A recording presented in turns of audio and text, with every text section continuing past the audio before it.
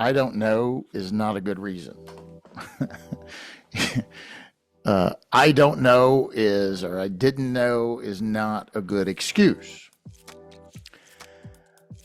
I was reminded of that just recently. I found out 79 miles an hour in a 55 zone, you're going to get a ticket. And when the officer came to get me on his little motorcycle, I said, I'm from Kentucky. He didn't care. So I was recently in Wisconsin lecturing. Great time up there. Golly, what a great group! And we had the new URAR course by Fannie and Freddie in a bar. I mean, what a great! It was in a restaurant. We didn't drink. Tried to after class and didn't even then. But what a great venue. They brought the food out. It was wonderful. But then from there, I went to Texas and I hung out down there a couple of days. And you go from 40-degree weather to 90-degree weather, and now back in Kentucky in the 40s, low 50s. But yeah, I was in a rent-a-car, and that sucker would just take off. I wasn't used to those little sports cars, right? And the blue lights hit me, and I, of course, pulled over. I said, "I'm from Kentucky." He didn't care. He said, "You're on a bridge." I'm like, "Oh." I said, "Well, I thought in Texas everything was faster. I've seen signs for 75. I know I have." And then after I left, got my ticket. I saw a sign, and yeah, it was 55. But then I saw 45, and then I saw 70, and then I saw 75. All right there, almost. I guess you go fast, slow down, go fast, slow down, go fast. I don't know, but I got a ticket, and I'm going to have to pay the ticket or do something with that. My point is, I was reminded, just because you might not be familiar with the rules, maybe you didn't know, like I didn't know what the speed limit was. That's not an excuse. I got to pay a ticket. I learned the hard way, or I relearned the hard way. It's not an excuse to break the law. It's certainly not an excuse to break rules or requirements or things that you agree to do. And so I want you to come back and let's talk about some things I've been seeing, over and over again that concern me and should concern you as well. I want to make sure you're not doing dumb things like I just did. That was a dumb thing that I did. And saying I don't know or I didn't know doesn't excuse the fact I did a dumb thing. And now I got to pay the consequences. Please won't you come back and join me, and let's make sure that we as appraisers aren't doing any dumb things.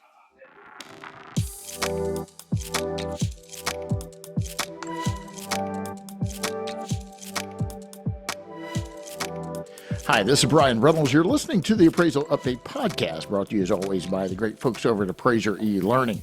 You need some education, check us out at appraiserelearning.com. You'll be glad you did. Guys, I wanted to spend a couple of minutes with you here talking about dumb things, and I'm going to talk about one thing in particular because I've kind of seen it over and over and over again, and just had an appraiser contact me.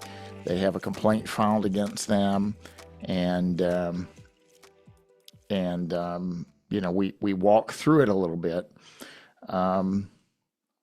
I had another appraiser one time call me and say, "Well, this is what I do." And I said, "Well, stop." I know an appraiser that had their credential revoked. So this is serious stuff. In particular and the reason I wanted to take some time with this, I'm seeing it over and over. Now, I believe some appraisers don't care. They just say, well, I'll make more money this way, and that's what I'm going to do. I hope you're not one of them. I mean, I want to make money too, but there's a right way of doing things and a wrong way of doing things. And I've said in class a lot, I'm not a saint. Obviously, I got a speeding ticket. I don't claim to be a saint. I'm not perfect.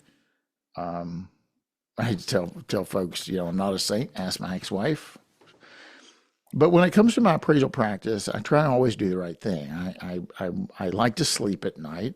I'm not perfect. I make mistakes, but I'm not intentionally going to, for example, send someone out to look at a subject property and then swear that I did it. That's not only wrong, that's not only a lie, that's not only unethical, it can create a lot of problems for you. Now, I want to pause for a moment and just say from a USPAP perspective, got one right here. There's I got two right here, one for each hand, I guess. There's nothing in here that says you got to look at anything. USPAP in a nutshell is really pretty simple. I mean, there's a lot more to it than what I'm about to say, but the gist of it is, be competent or get competent. Gosh, that's huge. That's a huge opportunity for you, an appraiser. I can take something I'm not competent to do. Yes, you can. It sounds silly, doesn't it? USPAP gives you that flexibility. As a practitioner, under uniform standards of professional appraisal practice, you, as the practitioner, can do almost anything. That's how flexible it is. With scope of work, an extraordinary assumption, and hypothetical condition, you, as a practitioner, can do almost anything. Now, I didn't say you could do anything. I said you could do almost anything. So what I'm describing here is not necessarily a USPAP issue in and of itself. For instance, I could send somebody else and look at the property.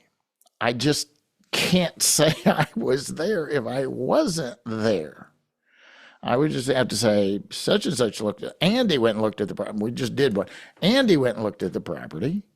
I did the analysis and report. Greg helped on that. The three of us did it, but Andy was the only one that did the inspection. And that's how I need to communicate that within the report. So I really want to get this point across, guys, because I think some folks think, well, I can't list the trainee or I can't list them out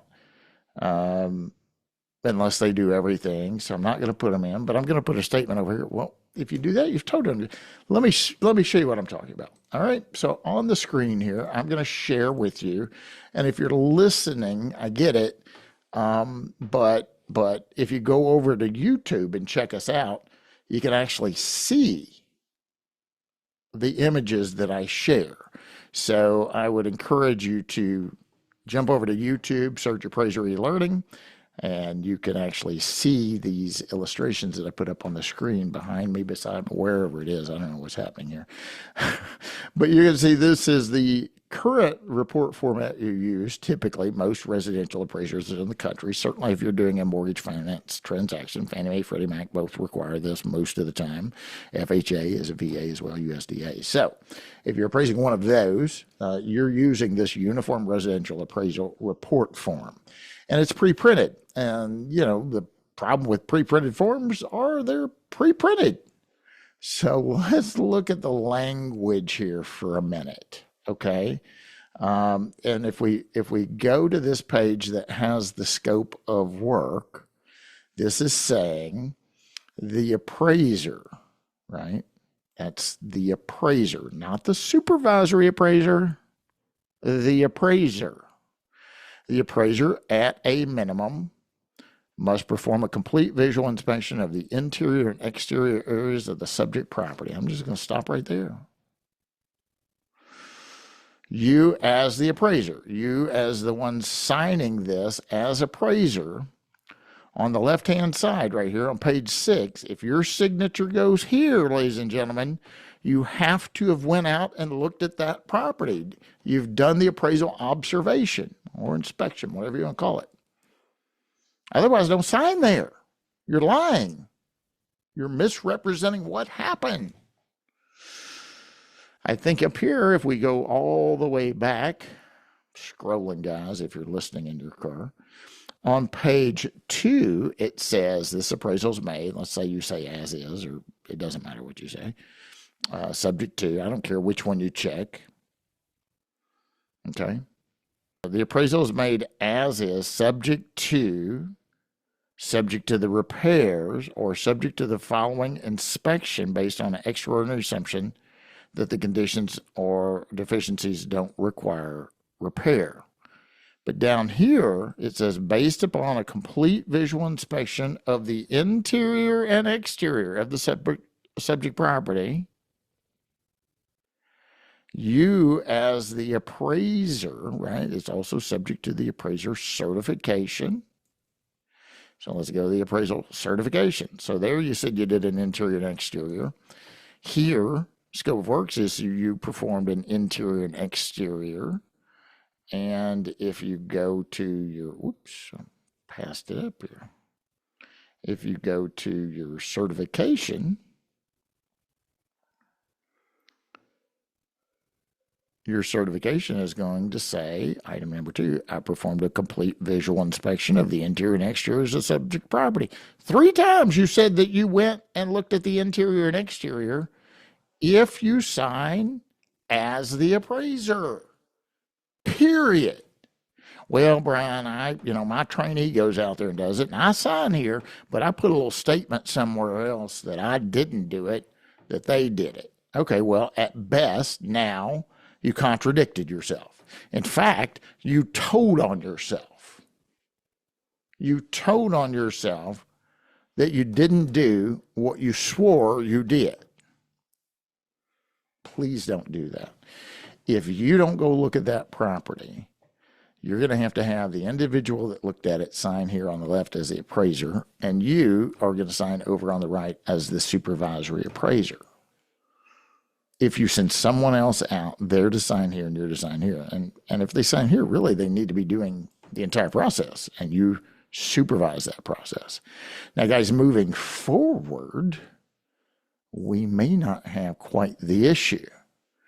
It's going to be a conversation between you and your client. Let's look at this one. So what you see on the screen now is the new UAD 3.6, and you'll notice the language changed a little bit, okay?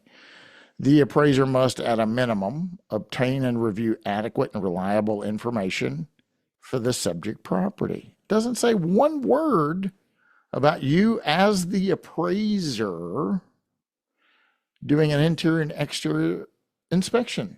It doesn't say whether you did or not. That's going to be discussed somewhere else within the report. And you would have the ability to say, no, I didn't. Excuse me. But if you're sending somebody else out there today, then you're using what they call the legacy forms, right? The Uniform Residential Appraisal Report form. So be careful with that.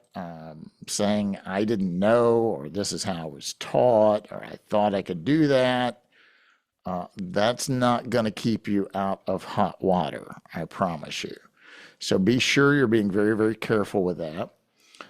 Just because I have you here, and I know I did a video on this. I put it on LinkedIn. The day I read it, there's probably been enough talk that maybe you're aware of this already, but maybe you're not. So let me share this. This is the legacy form again, the Uniform Residential Appraisal Report form that you're using every day, at least until 3.6 is here. And if you're not ready for 3.6, you better get ready. It's here. The train's in the station. It's here. Okay, scope of work. The appraiser must, at a minimum, perform a complete visual inspection of the interior exterior inspect the neighborhood, inspect each of the comparable sales from at least the street. And it didn't say you had to take a picture, but it said that you had to inspect the comps from the street. And many of you may know this already, but just in the event you don't, I wanted to share this with you. And the little video, if you go over to Facebook or you go over to Instagram, Kim does a great job of putting these videos up. I even put the video up on my own personal LinkedIn page. So if you're on LinkedIn, you can find me, Bryan Reynolds or Bryan S. Reynolds on LinkedIn. I post there on a regular basis. And the day I saw this, I printed this sucker out at home and was going to do a little recording like this when I got to the office. And I'm like, I can't wait. I gotta do it right now, instantly. So this is what's called Appraiser Update, and it's published by Fannie Mae. And there's several topics in this appraiser update: restricted appraisal update and completion reports, comp drive-by not required. That's what I'm going to talk about. UAD 3.6 compliance checker, reconsideration of value update. So there's several things in this appraiser update that was published by Fannie Mae. And special shout out to Lyle. The way I found this, I told you I'm on LinkedIn, and I checked that. I like LinkedIn because it's more professional. It's more business oriented. People aren't taking pictures and posting pictures of what they had for dinner. It's more work related. I've gotten some business off of that. So if you're not on there, I encourage you to jump on LinkedIn and then link with me or connect with me if you don't mind. But Lyle Radke of Fannie Mae actually posted this on his LinkedIn page, and that's how I found out about it. I saw it there before I even got the email on it. So thank you, Lyle, for doing that. We certainly appreciate you keeping everyone up to date. And this is one I think you guys are going to love. So let me read the gist of it. Okay, it was talking about the scope of work on the legacy URAR, which I just showed you, where you have to inspect the comparable sales from at least the street. Okay. It says the legacy URAR instruction to repeat the requirement for the appraiser to drive to and personally view the exterior of the comps, with an additional stipulation that photographs of the front of each comparable sale are required exhibits. We've been asked in view of the abundance of remote viewing technology available today, why do we still require appraisers to physically visit each comp? I like that. I mean, they're being brutally honest here. The short, but not very satisfying answer has been that it's difficult to change the URAR. Well, the creation of the UAD 3.6 has allowed us to revisit this requirement. We will still require clear, descriptive color photos of the front of each comparable. But we have retired the requirement to inspect the comparable sales from the street. Hello. And when I was reading, I'll put this back up again just so you can see it in print. When I was reading the new one a moment ago, you didn't see this. So this is the legacy. This is the URAR that you're filling out every day, right? It says right here, inspect each of the comparable sales from the street. That's what it says. So let me put up a copy. And by the way, guys, if you haven't seen these sample reports, they're on Fannie and Freddie's website. Jump over there and peek at them. This is what an appraisal report under 3.6 is going to look like. Here's the scope of work. It doesn't say one word here about driving by the comp. It doesn't say it. What it says is that you've got to get and review adequate and reliable info on the subject. You got to research, verify, and analyze adequate and reliable data for the subject market area, including data for each comparable property reported, and report his or her analysis, opinions, and conclusions in the appraisal report. There you go. It doesn't say one word about driving by the comps, more or less taking a picture. This is huge. Appraisers have been complaining about this for a long time. And I know, I got a friend over at VA and said, I think you need to drive by it.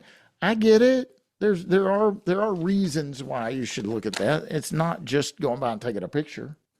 But guys, that was dangerous sometimes. I go look at a property on Highway 231 and cars are zooming past me left and right. And it can be very, very dangerous to try and get those. Okay. So I'm happy about that. By the way, how many pages are your current appraisal reports that you have? I ask that question in some of my classes. I hear 30, 40, 45, 50, about 30 to 40 is what I hear on average. This report I just had up, which is the new UAD 3.6. This is a sample report you find over at Fannie or Freddie.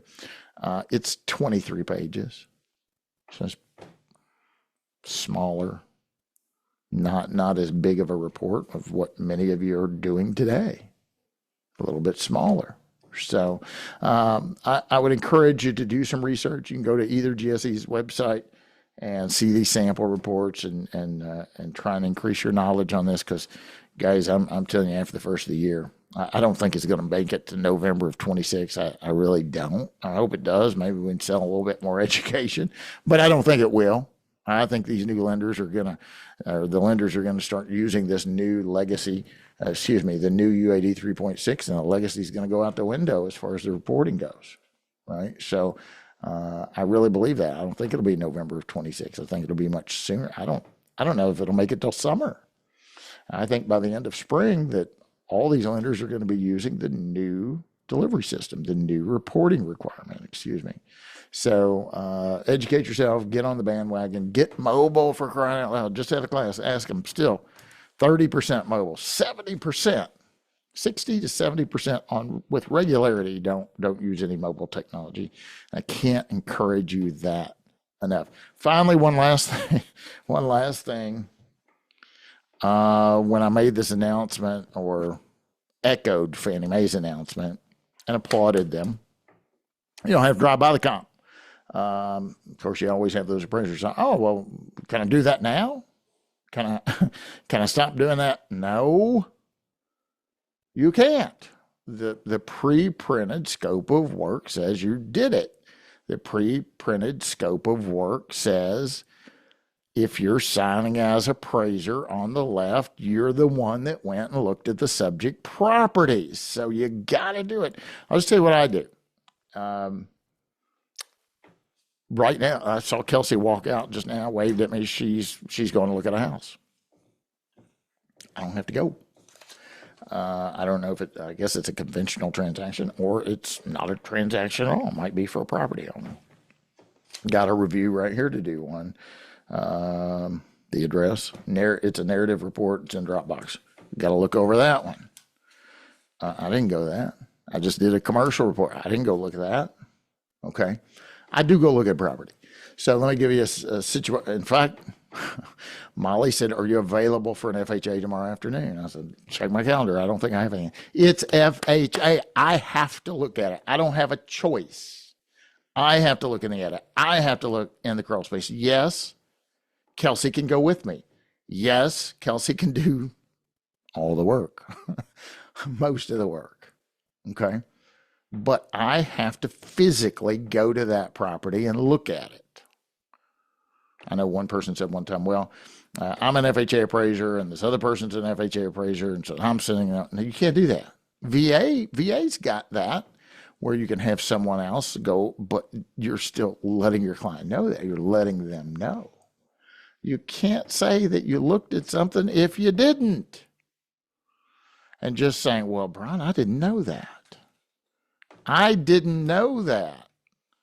Well, we see what I didn't know response gets you a ticket, because I didn't know that the speed limit had went down when I should have paid attention.